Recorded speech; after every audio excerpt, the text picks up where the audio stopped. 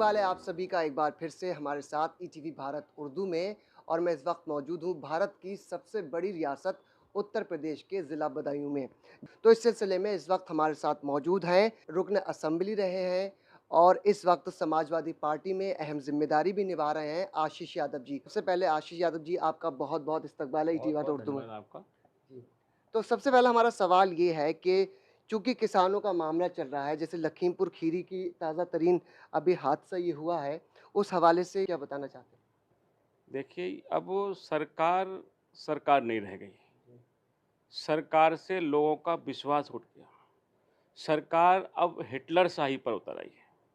जिस तरह से बर्बरता किसानों के साथ हुई, जो जितनी भी निंदा की जाए उतनी निंदनीय है। शायद इतिहास के पन्नों में भी ये बात इतना घिनौना ये दर्ज होगा कि किसानों के साथ ऐसी बर्बरता की जाए। एक मिनिस्टर का बेटा गाड़ी चढ़ा दे, और जहाँ तानाशाही इतने शर चढ़ के बोल रही है, तो धरना प्रदर्शन के लिए घरों के बाहर पुलिस को तैनात कर दिया गया।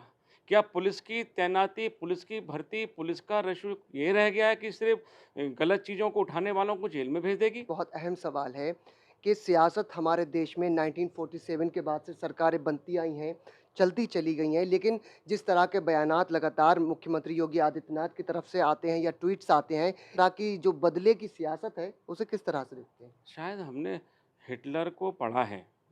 शायद वो भी अगर ऐसा रहा होगा तो इतना क्रूर नहीं रहा होगा, जो आज तरह की बयानबाज़ी हो रही है। ये शायद डेमोक्रेसी में सबसे गलत हो रहा है।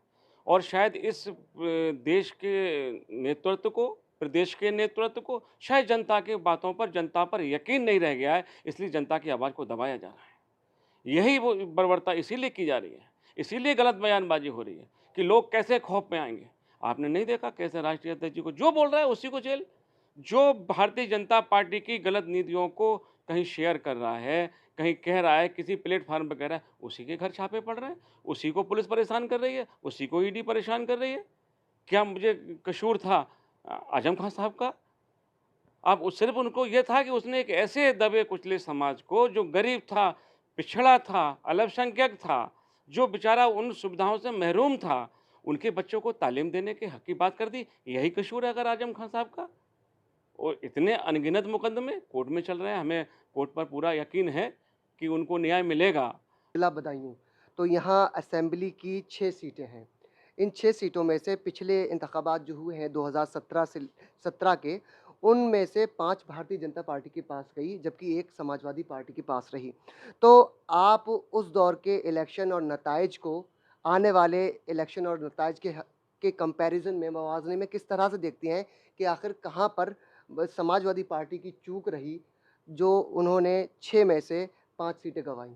देखिए, ये समाजवादी पार्टी के लिए बदायूँ ज़िला बहुत अहम है, बहुत ख़ास है, और ये ज़िला हमेशा माननीय नेताजी मुलायम सिंह यादव साहब के नाम से पहचाना गया है, जाना गया है। उनके परिवार का यहाँ पे हमेशा कुछ न कुछ नेतृत्व या बर्दाश्त रहता है।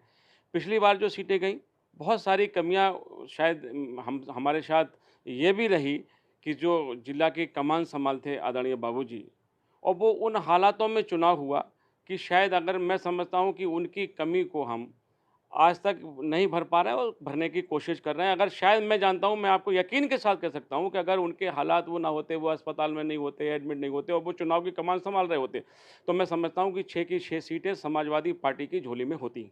वो सबसे बड़ी कमी थी, जो हम शायद समाजवादियों के लिए वो घड़ी शायद बहुत ही ज़्यादा ख़राब थी।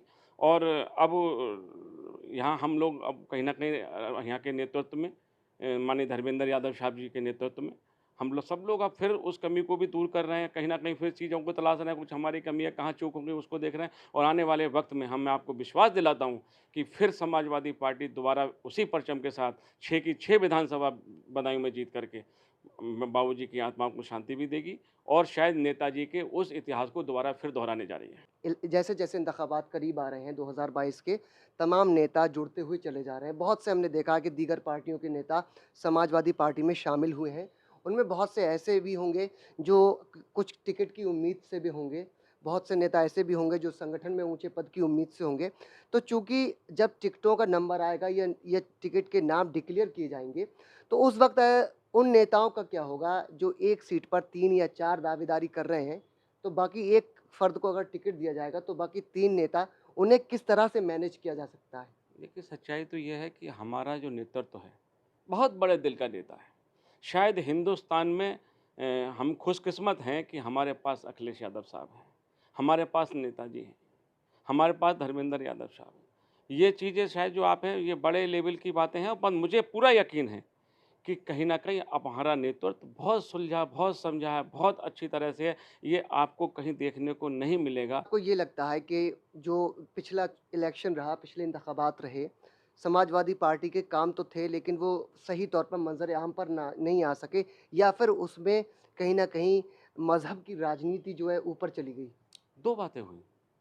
ये सब जानते हैं कि भारतीय जनता जब पार्टी जब सरकारों में आई है, तब उसने मज़हब की राजनीति की है और लाशों के ढेर की राजनीति की है। बहुत सारे का आप बहुत चीज़ें हैं, पर मैं ये ज़रूर आपसे कहूँगा बहुत मज़बूती के साथ कि जनता को गुमराह करके झूठ जीत गया और सच हार गया। आपने हर पेट्रोल पंपों पर बहुत बड़े-बड़े पोस्टर देखे हैं, उज्ज्वला योजना आपने दी, उज्ज्वला योजना के बाद सिलेंडर आपने दे दिया, दोबारा एक किसी आदमी का सिलेंडर दोबारा भरा हो तो बताइए। भारतीय जनता पार्टी सपने दिखाती है और सपनों को कैसे तोड़ा जाए ये हुनर उसे पता है। जो कहते हैं जस्ट उसका उल्टा करते हैं वो। उन्होंने कहा गैस सस्ती होगी, महंगी हुई। उन्होंने कहा डीजल पेट्रोल के दाम घटेंगे, महंगे हुए। उन्होंने कहा कि हम बेरोजगारी खत्म करेंगे, बेरोजगारी बढ़ी। तो वो जो कहते हैं सिर्फ उसका उल्टा करते हैं। पर वो बातों के इतने धनी हैं, इतने लजीजपन से बातें करते हैं कि उनकी बातों में लोग गुमराह हो जाते हैं।